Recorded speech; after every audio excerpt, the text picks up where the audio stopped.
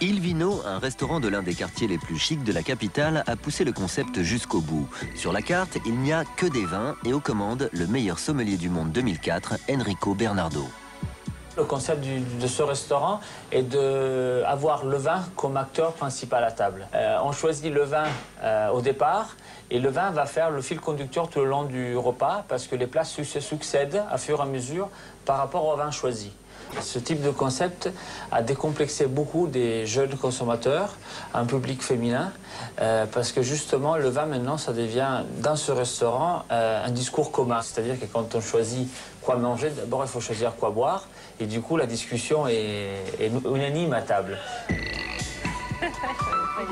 Souvent, quand on est à la maison, on veut aussi acheter du vin. Et le problème, c'est qu'on choisit toujours le même vin parce qu'on ne veut pas se tromper. Donc, venir dans un restaurant comme ça, c'est avoir une chance de comprendre un peu mieux les accords entre les vins et la nourriture et essayer d'innover un petit peu soi-même.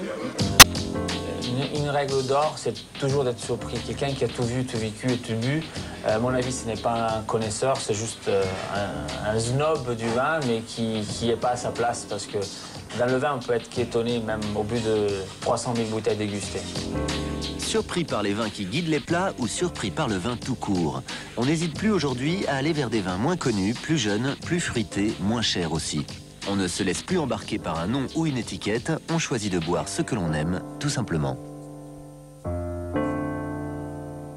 Si vous avez été séduit et si vous avez envie d'en savoir plus sur ces nouveaux producteurs pour découvrir leurs bons petits vins, voici un livre signé Sylvie Angerot, la journaliste spécialisée que vous avez pu découvrir dans notre reportage. Son titre, Carnet de vigne omnivore, première cuvée, les 220, 100% raisin, aux éditions de l'Épure.